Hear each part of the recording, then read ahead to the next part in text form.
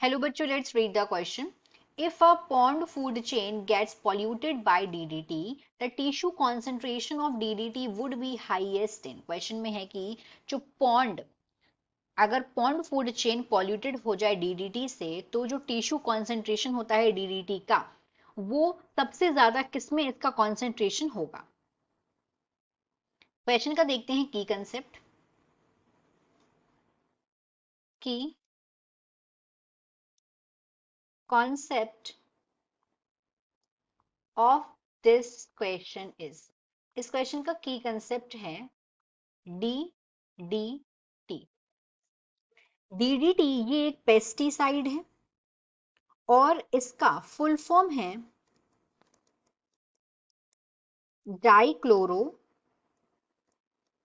डाइफेनाइल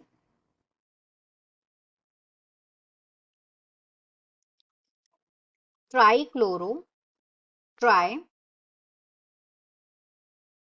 chloro ethane.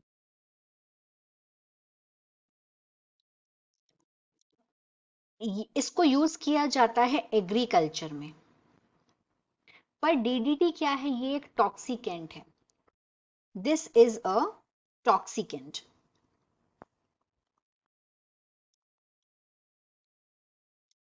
ये एक toxicant है और इस टॉक्सिकेंट का जो लेवल है, इस टॉक्सिकेंट का जो कॉन्सेंट्रेशन है, इसका कॉन्सेंट्रेशन इंक्रीज होता जाता है.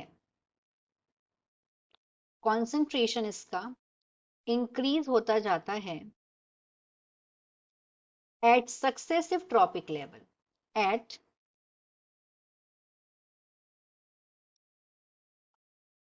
Successive trophic levels.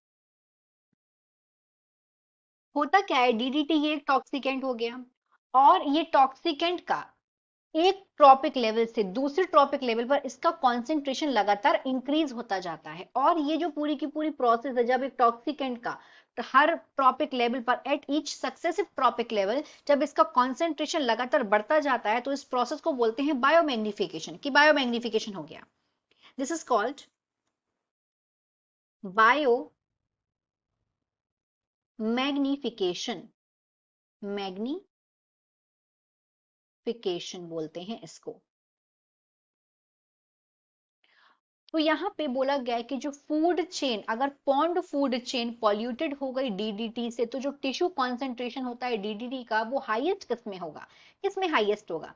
तो फॉर एग्जाम्पल, अगर बायोमैग्निफिकेशन हो रहा है DDT का एक्वाटिक फूड चेन में, तो सबसे पहले पानी गंदा होगा, वाटर गंदा होगा. वाटर के बाद नेक्स्ट ट्रॉपिक लेवल कौन सा होता है? नेक्स्ट ट्रॉपिक लेवल होता है वहां के जू प्लैंक्टॉन्स. जू प्लैंक्टॉन्स क्या करेंगे?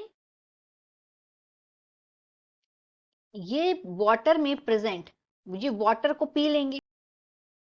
इसके बाद एक स्मॉल फिश आएगी, स्मॉल फिश, और एक स्मॉल फिश काफी सारे जू प्लैंक्टन को खा लेगी. तो इसके कंपैरिजन में, जू प्लैंक्टन के कंपैरिजन में स्मॉल फिश में कॉन्सेंट्रेशन इसका इंक्रीज हो गया DDT का. फिर इस स्मॉल फिश को एक लार्ज फिश आएगी और काफी सारी स्मॉल फिश को खा लेगी, जो ऑलरेडी पल्यूट हो चुकी थी फिश, जिसमें ऑलरेडी पहले से ही, जिसमें ऑलरेडी DDT था. तो एक लार्ज फिश ने काफी सारी स्मॉल फिश को खा लिया, तो लार्ज फिश में कॉन्सेंट्रेशन और इंक्रीज हो गया. फिर इस लार्ज फिश को किसी फिश ईटिंग बर्ड ने खा लिया, तो इस तरीके से बर्ड में इसका कॉन्सेंट्रेशन और ज्यादा इंक्रीज हो गया. तो इस तरीके से लगातार कॉन्सेंट्रेशन क्या होता जा रहा है? इंक्रीज होता जा रहा है. जू प्लैंक्टन क्या है? ये एक्वाटिक वेड है. स्मॉल फिश क्या है? स्मॉल फिश ये जू प्लैंक्टन को खा रही है. तो स्मॉल फिश क्या हो गई? स्मॉल फिश यहाँ पे हर्बीवोरस फिश हो गई, क्योंकि इसने वेड को खाया. उसके बाद जो लार्ज फिश है, इसने स्मॉल फिश को खाया. लार्ज फिश क्या हो गई? कार्निवोरस फिश हो गई. तो सबसे ज्यादा कॉन्सेंट्रेशन कहाँ पे है? यहाँ पे है, क्योंकि सक्सेसिव ये सबसे ज्यादा ऊपर ट्रॉपिक लेवल आएगा. तो राइट आंसर हमारा यहाँ पे हो जाएगा सी, कार्निवोरस. एक्चुअली जो DDT है वो लगातार यहाँ पे सक्सेसिव ट्रॉपिक लेवल पर इंक्रीज क्यों होता जा रहा है? क्योंकि ये इकट्ठा होता जाता है. इकट्ठा क्यों होता जाता है? क्योंकि ना तो ये मेटाबोलाइज्ड होता है, ना ये एक्सक्रिएटेड होता है. ये इसके पीछे की वजह है। So the final answer of this question is C, carnivorous fish. Hope you understood it well. Best of luck.